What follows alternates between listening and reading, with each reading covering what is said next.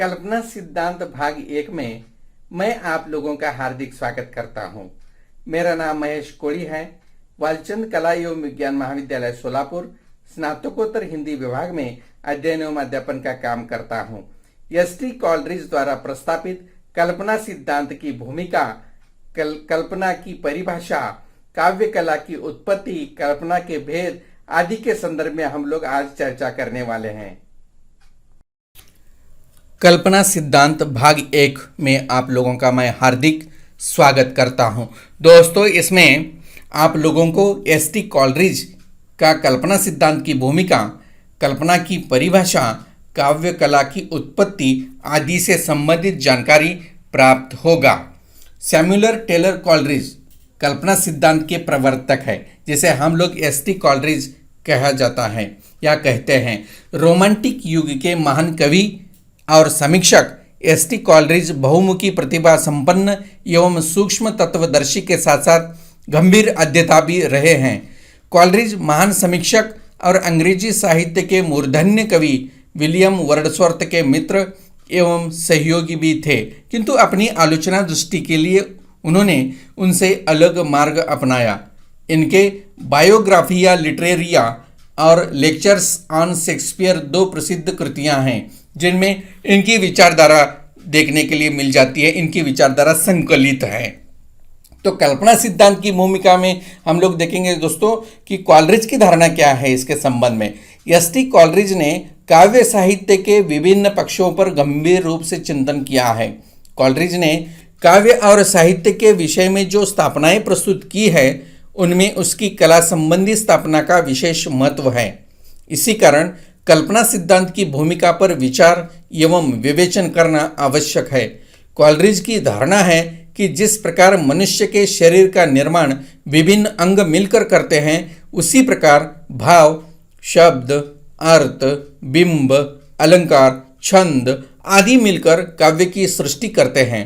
उनके सहभाव से ही काव्य निर्मित होता है, अलग अलग अंगों से नहीं। उनका यह विचार वक्रोक्ति सिद्धांत के प्रवर्तक आचार्य कुंतक एवं अभिव्यंजनावाद के जनक क्रोचेस से मेल खाता है। तो सर्वप्रथम हम लोग कल्पना किसे कहते हैं, थोड़ा आप लोग भी सोचिए। इमेजिनेशन जो अंग्रेजी में कहते हैं, तो कल्पना किसे कहते हैं, थोड़े दिमाग के ऊपर जोर डालिएगा, सोचिएगा और बताने की चेष्टा कीजिएगा। तो चलिए, विभिन्न विद्वानों द्वारा दी हुई कल्पना से संबंधित परिभाषाओं को भी देखना आवश्यक है।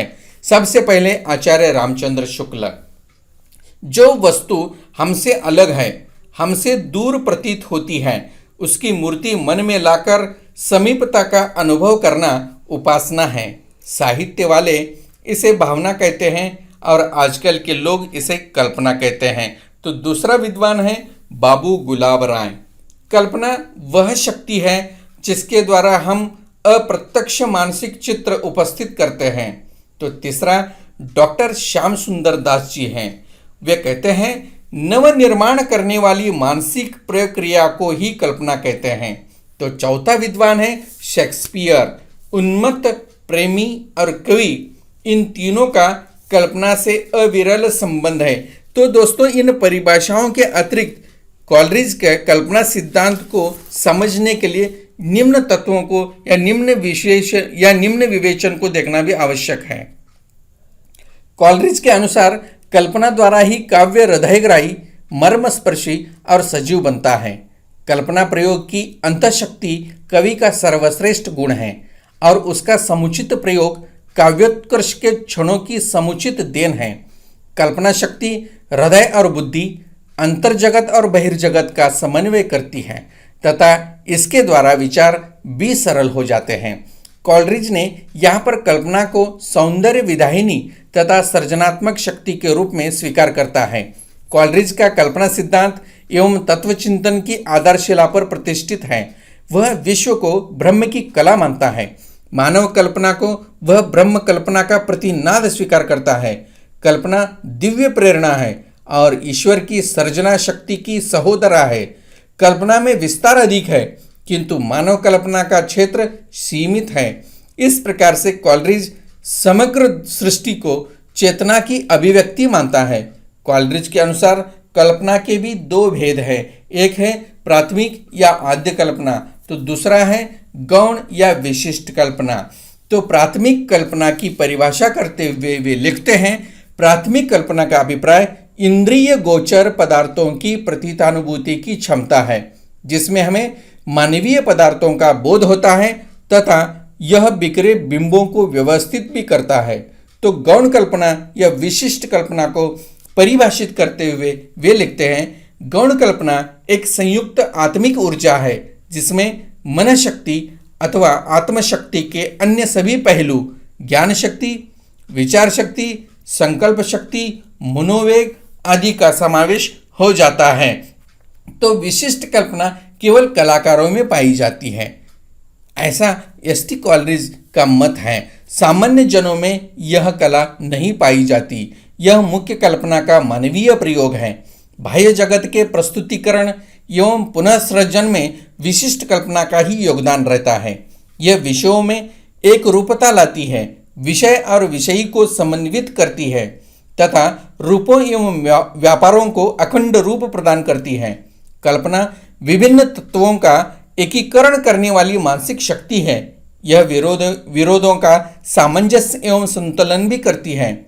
वे कल्पना को काव्य का मूल आधार मानते हैं, क्योंकि विरोधी गुणों में सामंजस्य का कार्य वही करती है। It's the unifying faculty of imagination that the opposite forces are reconciled. कलाकार प्रकृति की नकल न करके उसका पुनः सृजन अपनी भावना के अनुसार करता है। इस प्रकार वह प्रकृति को और भी सुंदर रूप में प्रस्तुत करता है। किसी वस्तु के अपूर्ण नमूनों में से कुछ को छोड़ता है, कुछ नए जोड़ता है और इस प्रकार वस्तु के परिवर्तित रूप की कल्पना करता है। यह परिवर्तित रूप कलाकार को संतोष प्रदान करता है। कॉलरिज के अनुसार कल्पना की महत्ता और क्षमता अपरिमित है। कवि उसका प्रयोग चरम उत्कर्ष के क्षणों में ही कर पाता है। कल्पना पदार्थ और मन के बीच के अंतर को मिटाती है। कलाकार कल्पना के द्वारा जीवन का सजीव रूपांतरण और सृजन करता है। कलाकार की सिद्धि प्रकृति को एक इकाई के रूप में प्रस्तुत करने में है, न कि उसके खंडित रूप को प्रस्तुत करने में है। कॉलरिज ने कल्पना और ललित कल्पना में अंतरता को भी स्पष्ट किया है। उनका कहना है कि कल्पना आत्मिक होती है जबकि ललित कल्पना यांत्रिक होती है। कल्पना का संबंध आत्मा और मन से है, जबकि ललित कल्पना मस्तिष्क से संबंधित होता है। ललित कल्पना क्रम, अनुपात और व्यवस्था के बिना वस्तुओं को एक ढेर के रूप में प्रस्तुत करती है, जबकि कल्पना उन्हें एकत्रित, संगठित एवं समन्वित कर जीवंत रूप प्रदान करती है। कॉलरिज के कल्पना संबंधी विचार महत्वपूर्ण होते हुए भी सर्वसामान्य नहीं हैं। उसके विचारों में कहीं कहीं अंतर्विरोध भी दिखाई देता है। एक तो वह कविता के लिए मनोवेगों की आवश्यकता पर बल देता है, तो दूसरी ओर कवि को निर्वैयक्तिक होने का सुझाव भी देता है। कुछ भी हो, उसके कल्पना संबंधी विचारों ने परिवर्तित आलोचकों को सोचने विचारने के लिए एक व्यापक फलक अवश्य प्रदान किया है। तो दोस्तों, आगे हम लोग काव्य कला की उत्पत्ति के संदर्भ में चर्चा करने वाले हैं। तो पाश्चात्य साहित्य में कॉलरिज एक प्रतिभा संपन्न कवि एवं समालोचक के रूप में विख्यात हैं। यह प्रसिद्ध कवि विलियम वर्ड्सवर्थ के मित्र एवं सहयोगी थे, जिसका प्रतिफलन लिरिकल बैलेड्स के रूप में सामने आया है, जो दोनों के सहलेखन में संकलित काव्य संग्रह है। इसमें इन दोनों की कविताएं संकलित हैं। सेंट्सबरी ने अरस्तु, लोंजाइनस के बाद कॉलरिज को तीसरा स्थान प्रदान करते हैं। इसी के साथ ही कॉलरिज को आलोचना के क्षेत्र में स्थान देकर उनकी प्रशंसा की गई है। तो दोस्तों, ये प्रश्न उठता है कि भाव की तीव्रता कैसी होती है, या फिर कला की उत्पत्ति कैसे होती है। ये प्रश्न हमारे दिमाग में सामने आ जाता है। तो कॉलरिज का कहना है कि काव्य की या कला मात्र की उत्पत्ति भाव की तीव्रता से होती है, किंतु भाव अकेले ही पर्याप्त नहीं है, वह संवेदनों के साथ मिलकर काम करता है। अक्सर हम लोग संवेदना, संवेदनशील, संवेदनों आदि शब्दों का प्रयोग हम लोग करते हैं। तो संवेदना का अर्थ क्या है, संवेदन किसे कहते हैं, ये भी देखना आवश्यक है। संवेदन का अर्थ है अनुभूतियों को ग्रहण करने की क्षमता। इस प्रकार अनुभूति, संवेदन और भाव का त्रैत यानी 3 वस्तुओं का समूह कला का जनक है। भाव में उत्तेजना कैसे आती है, इसका कोई संतोषप्रद समाधान नहीं है।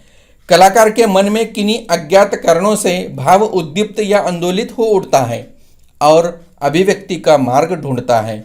अभिव्यक्ति शब्दों के माध्यम से होती है, किसी की तुलिका के माध्यम से होती है, किसी की स्वरों के माध्यम से होती है, जिसे क्रमशः काव्य, चित्र या संगीत कहते हैं।